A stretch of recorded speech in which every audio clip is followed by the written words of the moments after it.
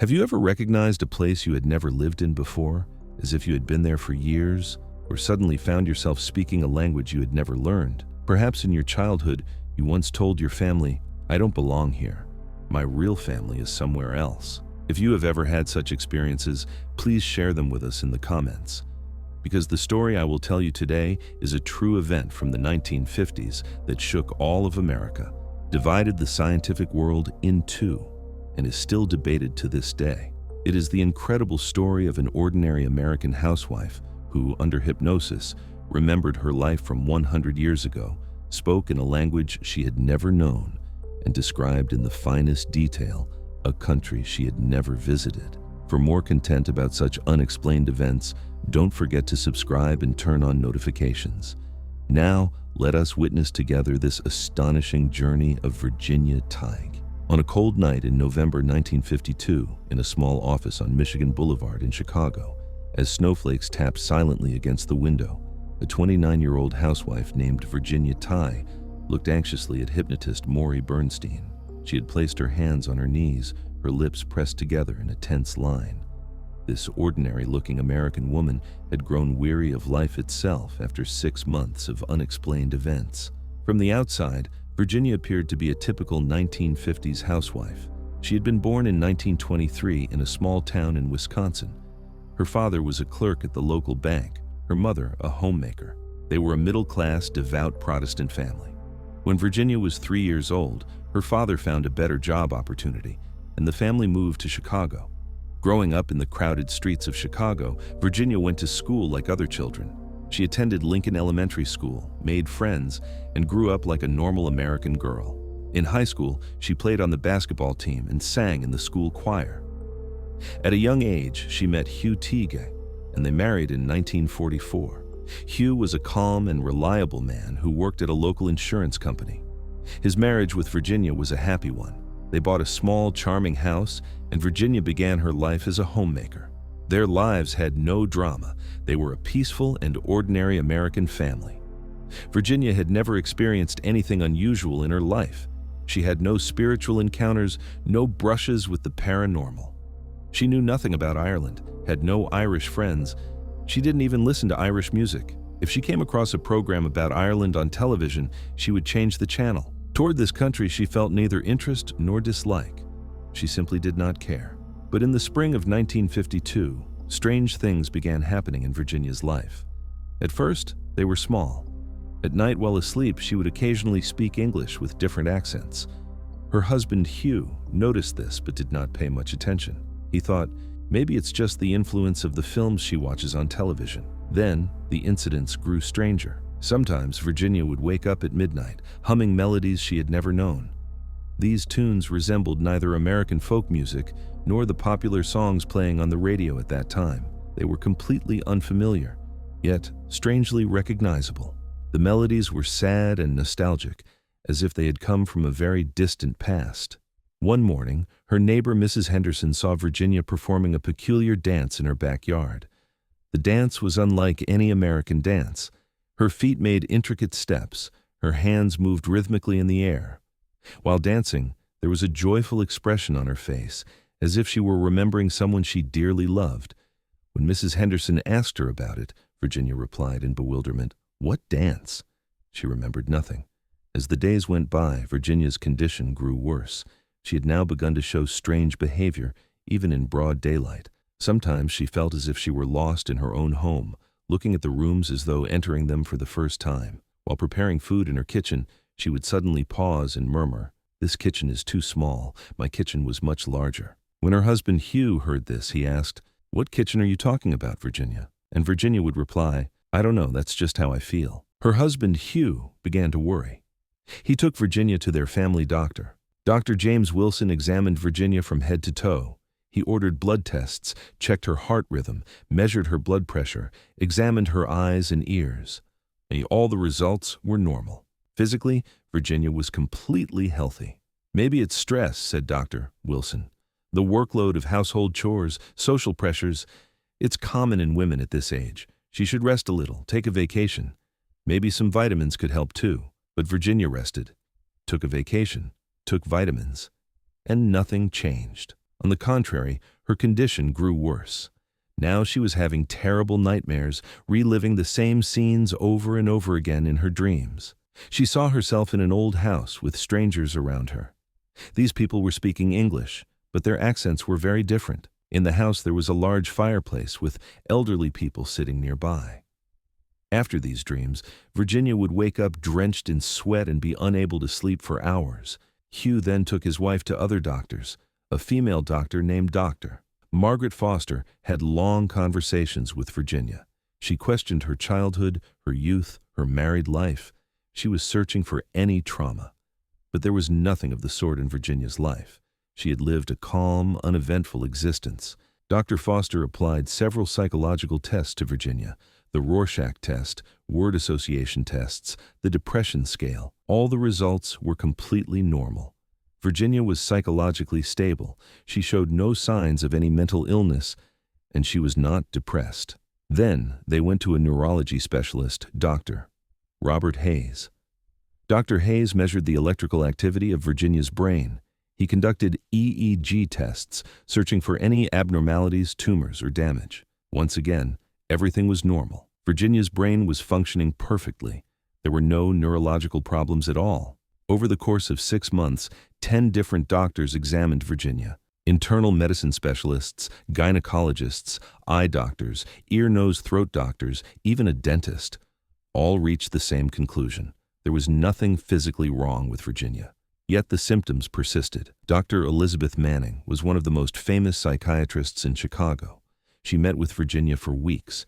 She subjected her to Freudian analysis. She explored Virginia's subconscious, searched for repressed memories, dug for childhood traumas. But she found nothing.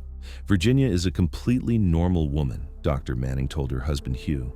She does not have any psychological disorder. It is not schizophrenia, not bipolar disorder, not paranoia. She is healthy. But the symptoms she is experiencing are real. This is a paradox. Dr. Manning prescribed Virginia various sedatives, sleeping pills, antidepressants. None of them worked. The strange experiences Virginia had at night continued. One night, Virginia woke her husband Hugh. Her eyes were closed, but she was standing. Like a sleepwalker, she went into the kitchen and began cooking. But the dish she was preparing was something she had never known before. She rolled out dough and filled it with strange spices. When Hugh woke her up, Virginia remembered nothing. This incident terrified Hugh. His wife's condition had now reached dangerous levels. It was as if another person lived inside Virginia, and that person occasionally took control. On the advice of a friend, Hugh decided to turn to the famous hypnotist Morey Bernstein. At that time, Bernstein was one of the most renowned hypnotists in Chicago. He had 15 years of experience and had solved many difficult cases. He was especially skilled at treating soldiers with war trauma. Morey Bernstein was born in 1919 and was originally a businessman. He owned a metalworking business in Colorado, but his interest in hypnosis had drawn him into this field. Bernstein's hypnosis technique was highly advanced. He not only helped people relax, but could also reach the deepest layers of their subconscious. He was especially skilled at uncovering repressed traumas. In the first meeting, Bernstein spoke with Virginia at length. He listened to her story, took notes on her symptoms. He gathered detailed information about Virginia's family, childhood, youth, and married life. Then he observed her way of speaking, body language, eye movements, breathing patterns. He analyzed everything. "This woman has a repressed memory," Bernstein told her husband Hugh.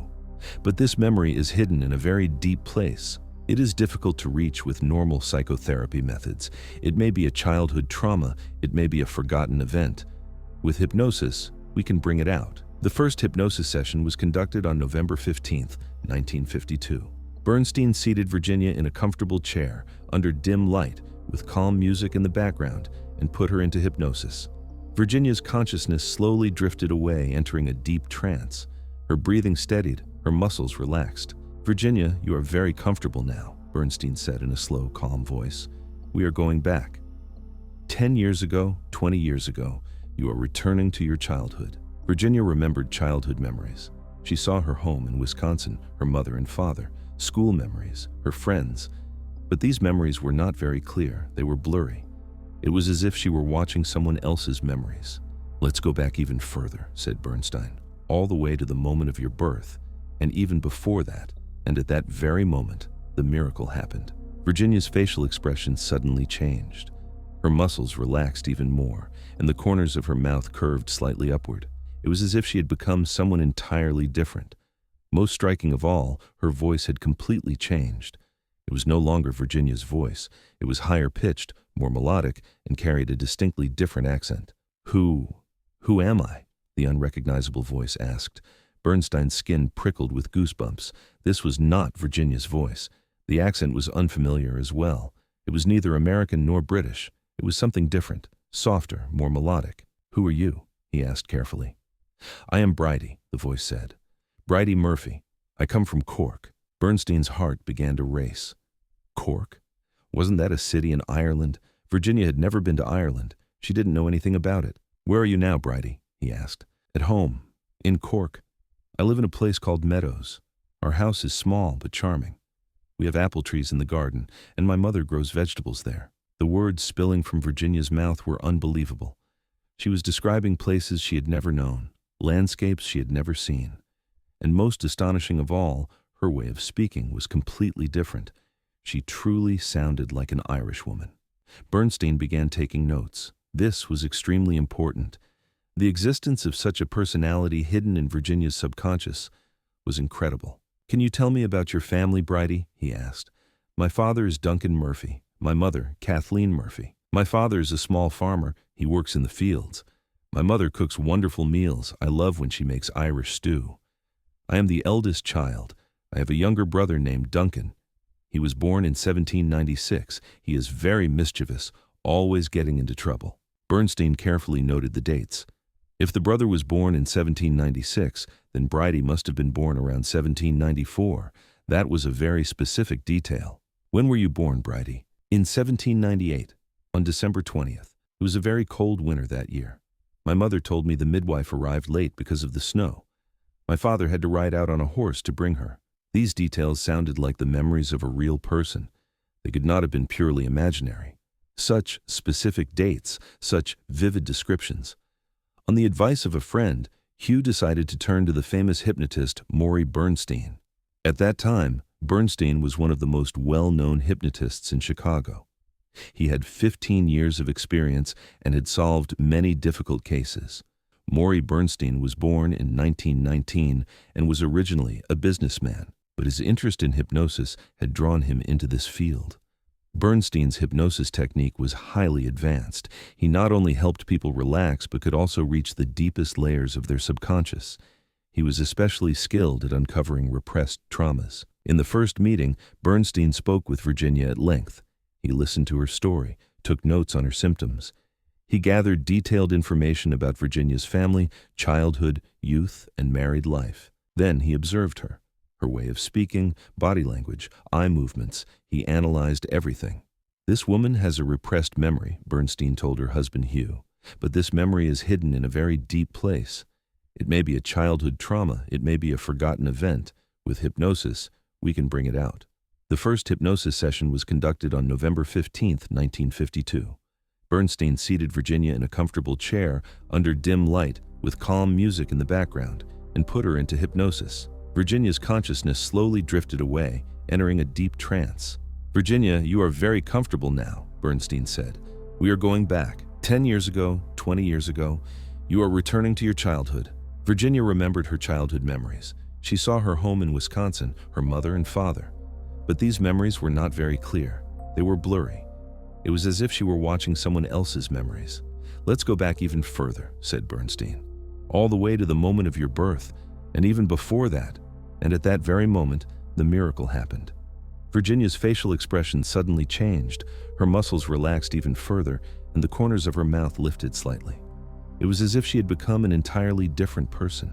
Most striking of all, her voice had completely changed. It was no longer Virginia's voice. It was higher pitched, more melodic, and spoken with a distinctly different accent. Who am I?" the unrecognizable voice asked. Bernstein's skin prickled with goosebumps. This was not Virginia's voice. The accent was unfamiliar as well. It was neither American nor British. It was something different, softer, more melodic. "Who are you?" he asked carefully. "I am Bridey," the voice said. "Bridey Murphy. I come from Cork. Bernstein's heart began to race. Cork? Wasn't that a city in Ireland?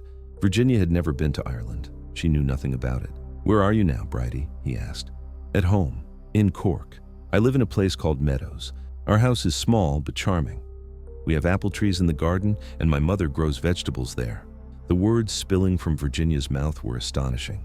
She was describing places she had never known, landscapes she had never seen. And most surprising of all, her manner of speaking had completely changed. She truly sounded like an Irish woman. Bernstein began taking notes. This was extremely important. The presence of such a personality hidden within Virginia's subconscious was incredible. Can you tell me about your family, Bridey? He asked. My father is Duncan Murphy, my mother Kathleen Murphy. My father is a small farmer. He works in the fields. My mother cooks wonderful meals. I love when she makes Irish stew. I am the eldest child. I have a younger brother named Duncan. He was born in 1796. He's very mischievous, always getting into trouble. Bernstein carefully noted the dates. If the brother was born in 1796, then Bridey must have been born around 1794. That was a very specific detail. When were you born, Bridey? In 1798, on December 20th. It was a very cold winter that year. My mother told me the midwife was late because of the snow. My father had to ride out on a horse to bring her. These details sounded like the memories of a real person. They could not have been purely imaginary. Such specific dates, such vivid descriptions. As the sessions continued, the life of Bridey Murphy began to emerge in full detail. The house Bridey described was a typical 19th century Irish farmhouse, a two-story stone building. On the ground floor, there was a large kitchen and a sitting room, and on the upper floor, there were 2 bedrooms. In our kitchen, we have a big fireplace, Bridey said. My mother cooks there. In the winter, we burn wood in it, and the whole house gets warm. Next to the fireplace, there is a big table. That's where we eat. In the evenings, we sit by the fireplace and tell stories. Bridey's daily life also matched that of rural Ireland of the time. My mother wakes up early in the morning and milks the cows. Then she prepares breakfast, oat porridge, fresh bread, milk. My father goes to the fields and I help my mother. We wash clothes in the river, we cook meals, we take care of the garden. What she said about Sundays was also very detailed. We go to St. Teresa's church. It's a very large church made of stone. Inside it is cold but beautiful. It has stained glass windows, and when the sun shines through, it looks wonderful. Father Gorman gives the sermon. He speaks very well, everyone listens to him. This name, Father Gorman, was very specific. Was there really such a priest in Cork at that time? What did you learn at school, Bridey? Mrs. Strain was our teacher, a very strict woman. If we didn't study, we would get the stick. But she taught us a lot, reading and writing in English, arithmetic, reading the Bible. We also learned handicrafts, sewing, knitting, housework, the things girls were supposed to know. Did you have friends? Yes, Mary Flanagan and Catherine O'Brien were my closest friends. Mary has blonde hair, Catherine has brown hair. We play games together, we do handicrafts. Mary dances very well. She taught me all of these names were typical Irish names, and Bridey spoke them so naturally, as if they were real people. Do you like music, Bridey? Bernstein asked. I love it. I love singing Irish songs. My father taught me. In the evenings, we sit by the fireplace and sing. Danny Boy, Wild Mountain Time, Black is the Color, such beautiful songs. Can you sing one? From Virginia's mouth came an Irish folk song she had never known. The melody was so unique and beautiful that everyone in the room was mesmerized. The lyrics were in the Irish Gaelic language, and Virginia did not know Irish at all. Yet, she sang it with perfect pronunciation. Do you dance, Bridey? Yes, I know Irish dances. We dance at village festivals. The men play the flute and we dance. It's so much fun. Would you do a dance?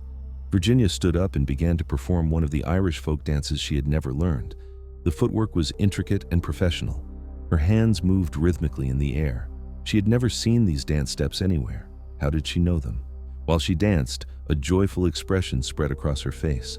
It was as if she were reliving a cherished memory.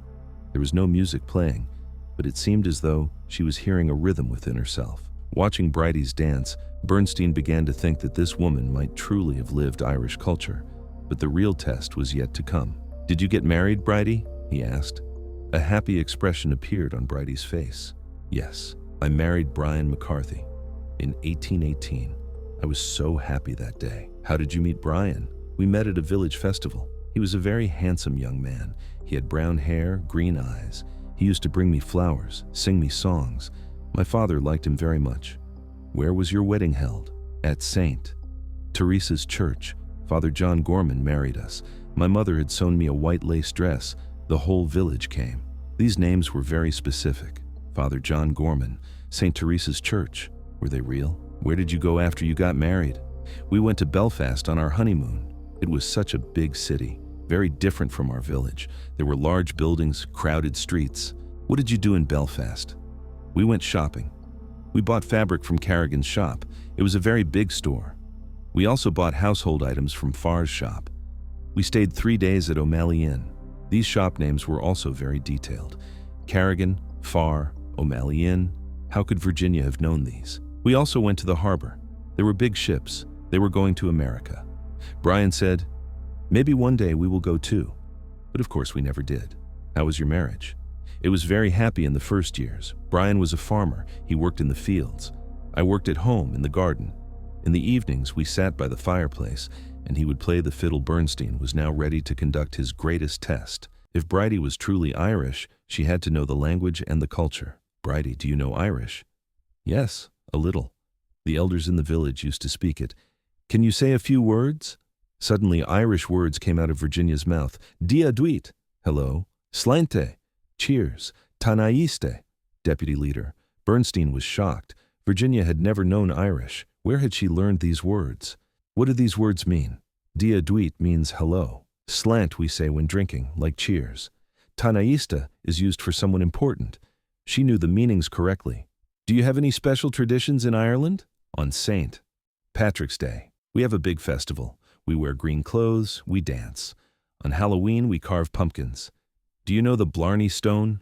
Of course, it's in Cork. If you kiss it, you can make a wish. Brian and I went there, we both kissed it. I wished to have a child, but her voice broke. Tears filled her eyes. Do you cook Irish stew? Yes, my mother taught me. Meat, potatoes, onions. I also make col cannon. We mix cabbage into mashed potatoes, and I bake soda bread. These were all typical Irish dishes. Virginia had never made them before. The most emotional moment of the session arrived, Bridey's account of her death. What happened, Bridey? How did you die? Virginia's face twisted with pain. Her hands went to her stomach.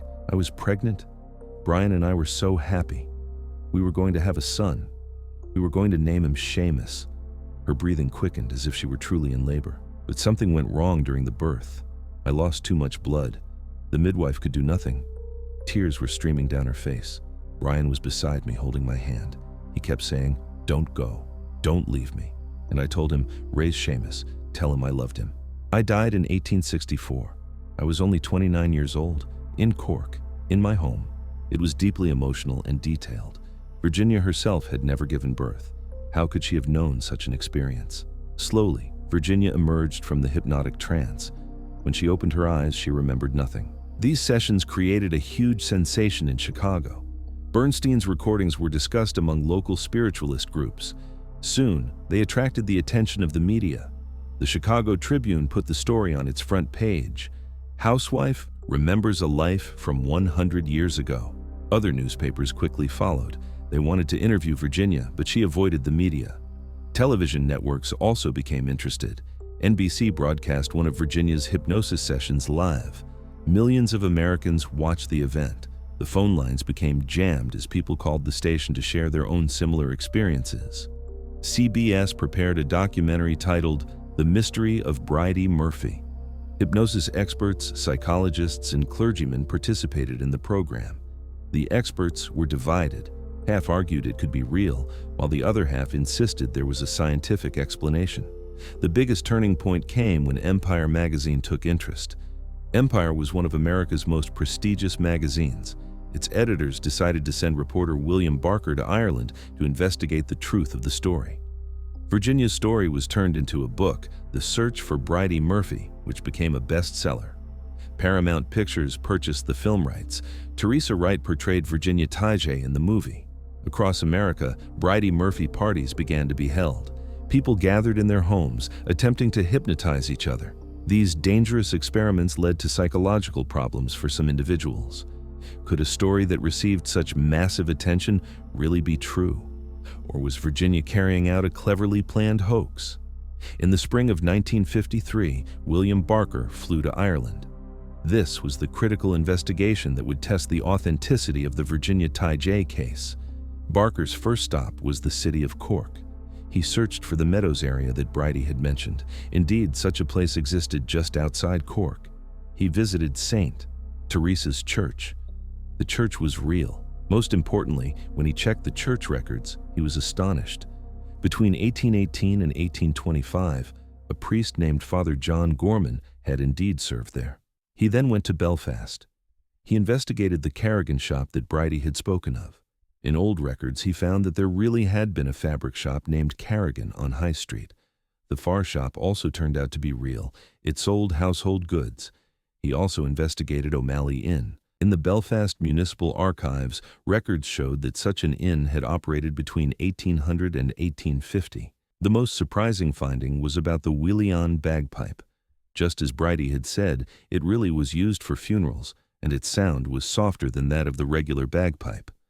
At Trinity College, Irish language expert Professor O'Brien confirmed that the words Bridey had used belonged to 19th century Irish, showing differences from modern Irish. When Barker's findings reached America, the scientific world was shaken. How could Virginia have known these details? After this incident, Virginia Tighe returned to her normal life. She stopped the hypnosis sessions. She said she was uncomfortable with the media attention and only wanted peace. When she died in 1995 at the age of 72, she had requested that only her own name be written on her gravestone. She wanted no reference to Bridey Murphy. In later years, Dr. Ian Stevenson conducted extensive research in this field. At the University of Virginia, he collected more than 3,000 reincarnation cases. He documented findings such as children recalling past lives and birthmarks corresponding to old wounds. There were also similar cases from Turkey. In Alevi regions, stories of remembering from a previous life were told. Today, the Virginia Tighe case is still debated. There are too many verified details to dismiss it entirely, yet the scientific explanations remain insufficient to fully accept it. This story teaches us this: human consciousness may be far more complex than we think. The universe is full of mysteries, and sometimes the most extraordinary things can happen to the most ordinary people. Do you think Virginia was truly the reincarnation of Bridey Murphy? How else could such detailed knowledge be explained? If unexplained events and paranormal stories interest you, don't forget to subscribe to our channel. Every week we bring you similar stories from all around the world. And if you have ever experienced something similar, share it with us in the comments. Because real life can sometimes be even more astonishing than the most incredible fiction. Remember, reality is sometimes far stranger than dreams.